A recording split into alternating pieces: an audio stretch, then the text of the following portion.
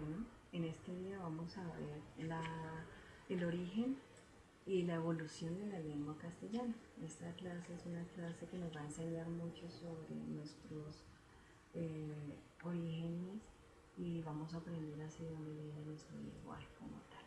Entonces, para iniciar tenemos que mirar qué periodo fue primero. El periodo que se llamó prerromano. El periodo prerromano, como podemos observar en el mapa, se dio en toda la península ibérica. Allí estaban los pueblos celtas, los pueblos íberos, los fenicios, los cartagineses, los vascos y los griegos. Todos ellos tenían culturas diferentes, tenían lenguas diferentes y de allí todavía conservamos algunas de nuestras palabras. Entre ellas encontramos barro, cabaña, cerveza, salmón, conejo, perro o charca, etc. Entonces esto fue, digamos, que el periodo prerromano. Allí ya continuamos con el periodo romano. Este se refiere cuando los romanos invadieron la península ibérica. Entonces, estos pueblos romanos trajeron sus costumbres, sus culturas y su idioma. El idioma que ellos manejaban era el latín, pero no era el latín que usaban las personas cultas, sino era un latín vulgar, los que usaban los campesinos, los soldados y la gente común. Las lenguas prerromanas trataron de resistirse a mantener sus lenguas, pero al final pues venció el latín. Los romanos llegaron más o menos en el siglo II antes de Cristo y trajeron allí algunas, pues como lo mencionaba antes, costumbres y algunas, digamos que, adiciones. Esto generó las lenguas romances, conocidas como lenguas romances. Entonces, ¿qué son las lenguas romances? Aquí vemos toda la península ibérica y vemos todos los países que la conformaban. Entonces vemos que se dividieron esas lenguas romances en varias. Una fue el castellano, otra fue el italiano, otra fue el francés, el portugués, el catalán, el rumano, el romancho y el gallego. Todos ellos pues estuvieron presentes en esta área. Pues a nosotros, como ya lo mencionamos, vamos a estudiar el origen de la lengua castellana, entonces nos interesa el castellano. Como vemos en el mapa, es lo que constituye más o menos la parte de España. Nuestro idioma está pues influenciado por el latín. Más o menos el 70% de nuestras palabras son originadas en el latín. Entre ellas vemos los días de la semana, como son, menos el sábado, perdón, los meses, los numerales, algunos nombres de pueblos. Tenemos un ejemplo, digamos que es pueblo. Pueblo pues es en español. En latín se diría popolú.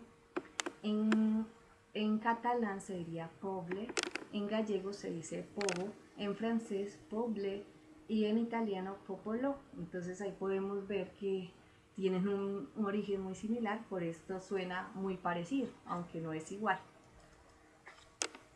Entonces podemos ver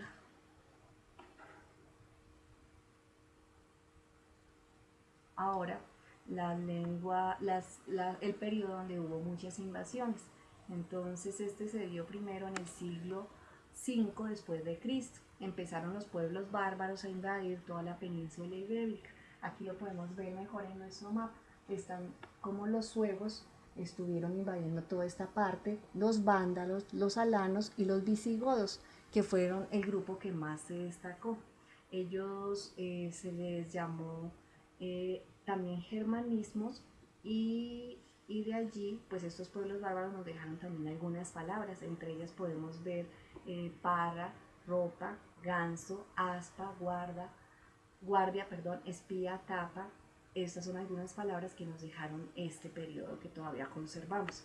Luego de esto viene un periodo que es el periodo, bueno, en el mismo periodo de las invasiones, pero en el siglo ya octavo, que es el de los la invasión árabe. Esto fue aproximadamente en el año 711 y se produjo pues casi que sin ninguna resistencia. La cultura árabe era mucho mayor a la de los visigodos y por esto pues digamos que tomó mayor fuerza. Entonces ellos estudiaron más o menos por 8 siglos. En ese tiempo se introdujeron a la lengua castellana, en ese momento pues no se llamaba así, pero en nuestro idioma, más o menos 4000 palabras. Entre ellas podemos ver zanahoria, alcachofa, taza, cifra. Entonces este idioma nos representa aproximadamente el 8% de nuestro idioma. Entonces ahí vemos de dónde más o menos se han sacado las raíces de nuestra lengua.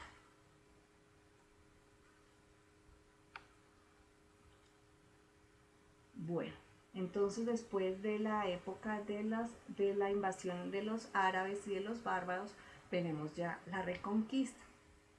En la reconquista el castellano ya nace en el norte de la península ibérica, que es más o menos en Castilla, y allí se inició como un dialecto.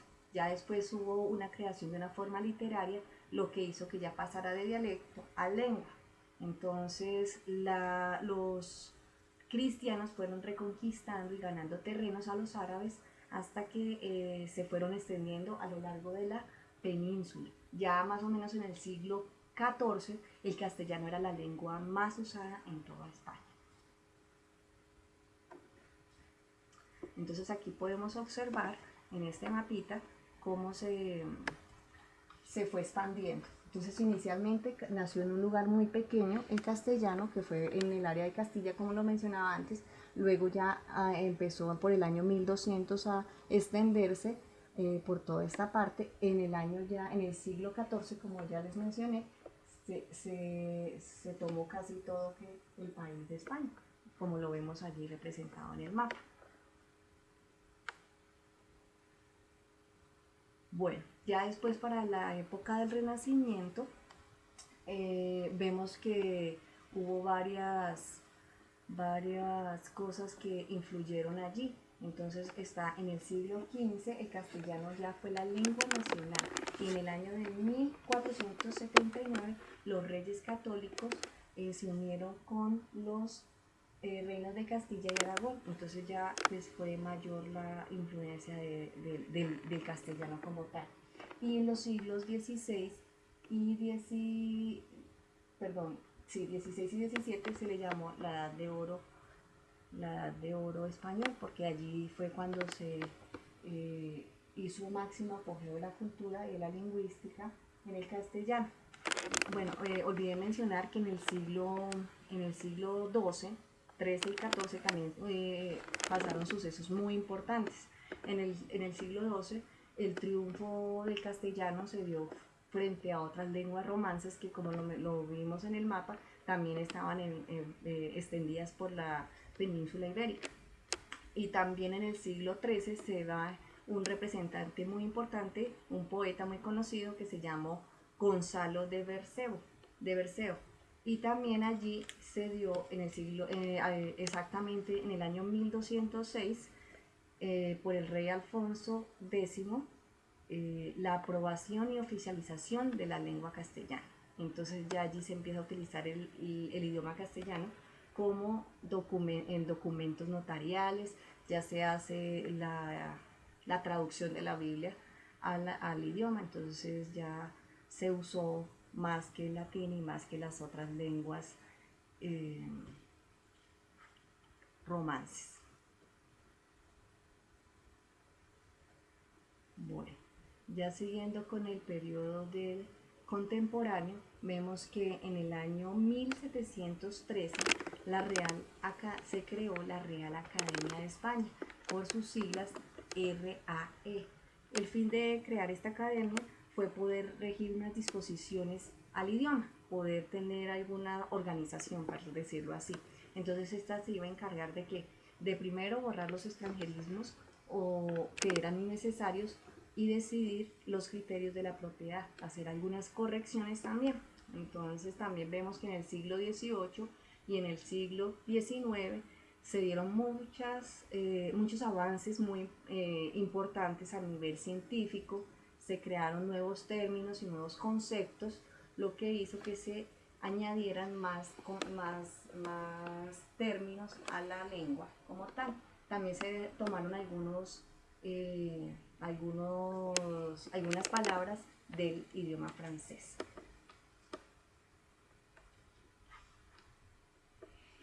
Bueno, ya para el siglo XX,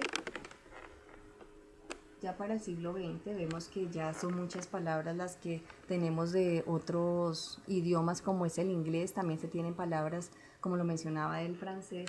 En el inglés tenemos, digamos, los nombres de algunos deportes,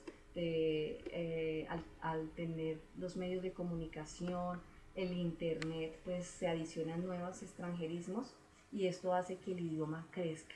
Igual dependiendo del país donde se encuentre, pues vemos que también va a tener algunos cambios. Aquí en este mapa observamos que la lengua castellana se encuentra en los puntos rojos, entonces vemos que está en España, que bueno, aquí no lo menciona, pero hay un puntico que hay acá en África, está en México, América Central y toda esta parte de América, Suramérica, ¿sí? Es la cuarta lengua más hablada en el mundo. Entonces vemos que hay más de 400 millones de hispanoparlantes en todo el planeta, un gran número de personas hablan el español. También podemos pues ver acá la cifra más o menos de dónde son las personas que hablan el español. Vemos que el 90% de los están en América y que solo el 9.2% se encuentra en España. Entonces vemos como el idioma se encuentra ahorita en 21 países y la mayoría, pues como lo vemos en el mapa, está en el continente americano.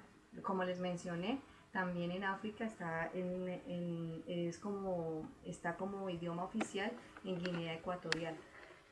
Esto nos enseña que nosotros tenemos un idioma pues bastante amplio y que lo encontramos en muchos países, no somos los únicos que lo hablamos y de allí aprendemos entonces con todo lo que acabamos de ver lo importante de conocer nuestro origen y ya vemos que en la actualidad pues también se maneja dependiendo del sitio donde esté pues diferentes términos, ¿sí? Pero pues ya conocimos nuestros orígenes. Espero que les haya gustado. Feliz tarde.